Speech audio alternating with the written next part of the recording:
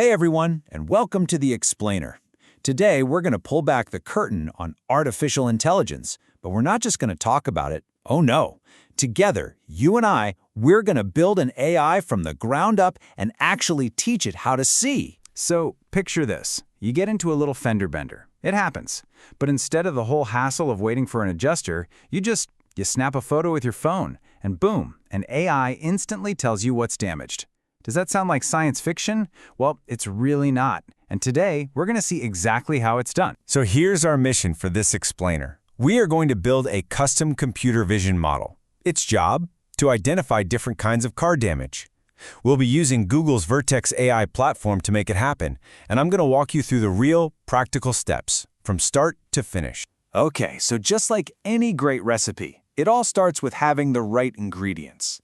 Before we get to all the cool AI magic, we've got to do a little prep work. Now, the main tool we're using is something called AutoML, which stands for Automated Machine Learning.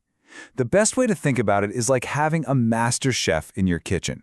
This chef already knows tons of recipes and techniques. We just need to give him our unique ingredients, in our case, photos of cars. And AutoML figures out the best way to cook them up into our final dish, a custom AI model. It handles all the super complex stuff for us. No coding required. Our most important ingredient, by far, is data. I mean, to teach an AI about car damage, we need lots of pictures of, you guessed it, damaged cars. So we upload all these photos to the cloud, and we get them organized into different folders.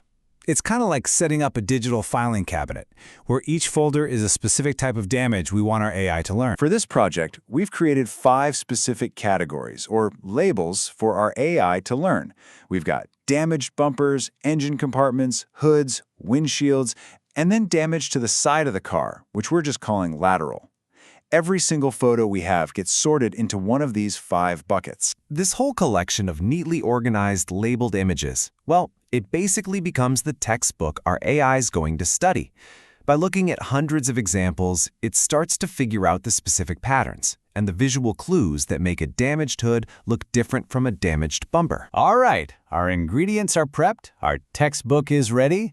Now for the fun part. It's time to feed all this data to AutoML and kick off the actual learning process.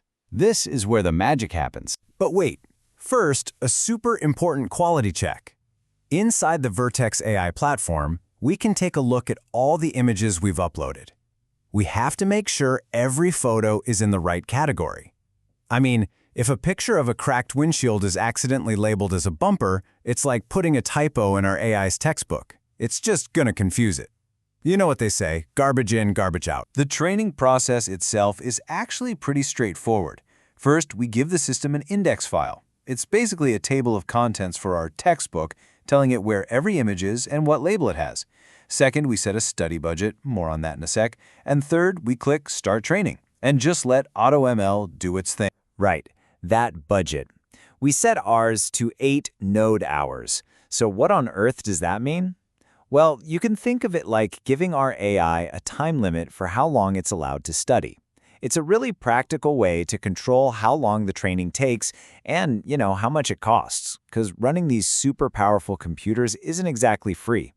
More study time can make for a smarter model, but you always have to balance that with time and money. Now, it's really important to make a distinction here between our little demo and a real-world product. For this explainer, we're only using about 20 images for each label, just to keep things moving along quickly. But if you were building this for, say, a real insurance company, you'd want at least 100 images per label, probably even thousands, to get really high accuracy. Okay, so the training itself can take a few hours. But, through the magic of video, we can jump right to the results. It is exam time for our new AI. Let's see if all that studying paid off. So the only way to really test our model is to show it photos it has never, ever seen before. It's like a final exam, with questions it didn't get to study directly.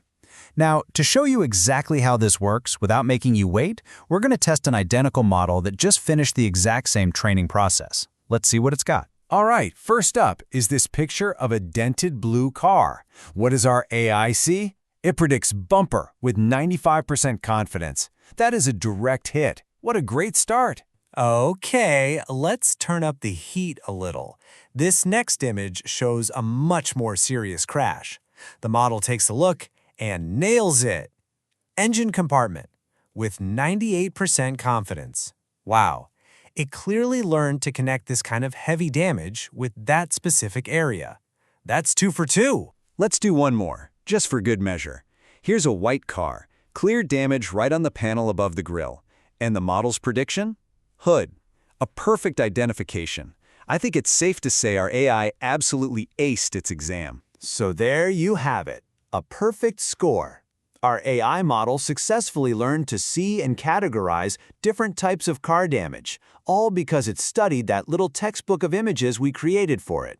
Success! So building this was a really cool project, but what's the bigger picture here? What does this all really mean? Well, this simple little project actually opens up a whole world of possibilities. So let's just do a quick recap. First, AI models learn from labeled examples. The better your examples, the smarter the AI gets. Simple as that. Second, amazing tools like AutoML make this stuff accessible to pretty much anyone, not just people who are experts at coding. And that means it has huge practical uses everywhere, from insurance claims like we saw, to spotting tiny defects on a factory assembly line. And finally, building an AI isn't some kind of magic. It's a structured, trainable process that anyone can learn. This really just goes to show you the power that we all have at our fingertips now. In just a few simple steps, we taught a computer to see and to understand a little piece of our physical world. And that leaves you with a really big question. If we can teach an AI to see car damage today, what should we teach one to see tomorrow? Thanks for joining us on The Explainer.